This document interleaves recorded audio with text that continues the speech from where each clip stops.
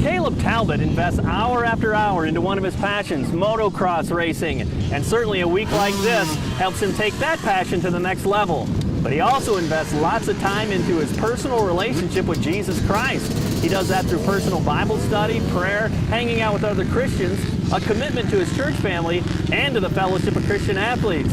And certainly a week like this is the ultimate. From a motocross standpoint, they're really working on us with going smooth through the track, working on brakes, a lot of technique. Not so much the jumps, but cornering, because cornering is what really makes a good motocross rider. Anybody can jump a huge jump, but when it comes down to it, corners are really the key point of motocross. But as far as huddles go, we each have a huddle leader. We have small groups. We talk about the Bible every night, and also after dinner we have a church service. Our pastor's really great, and we have a worship group, and the deal's just awesome. You can really get involved with God and with motocross, and God is somebody that will help you with motocross in the long run. Two passions you have too. I mean, this has got to be kind of the ultimate week for you, right? Yes, it is.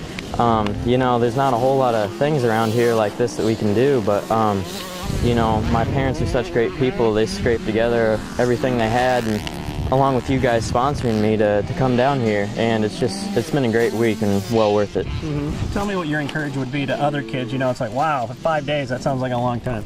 Well, you know, definitely when they say go to bed, but as far as just work and have fun, you know, Justin Brayton, the Honda factory rider, was out here, worked with us 2 days, and he really stressed with us that the most important thing is to have fun, work hard and have fun, and just see where it takes you from there. Mm-hmm. You put a lot of time into this. You put a lot of time into your faith too. How does that come together? Do you think that maybe this could be a pivot in your life, you know, as you move on from camp, and maybe another starting point, you know what I'm saying, like to have that conclusion?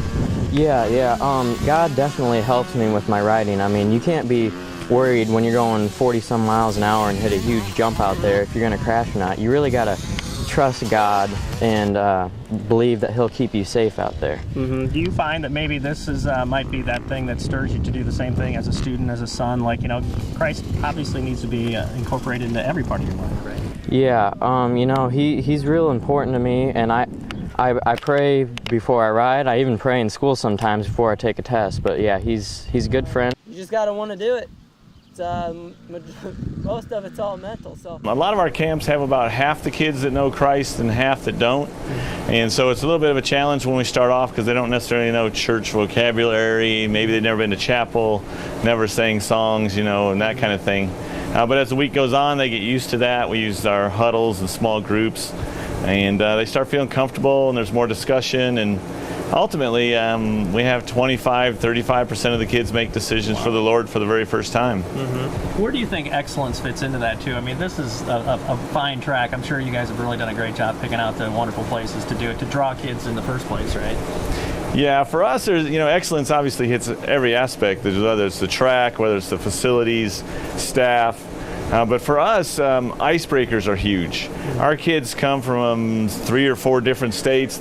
80% of them don't know a single person when they get here. Wow. And so before we started using icebreakers more extensively, it'd be Thursday and everything's clicking on all cylinders, hitting on all cylinders. And but Monday, Tuesday, Wednesday, it just wasn't much discussion in the small group time.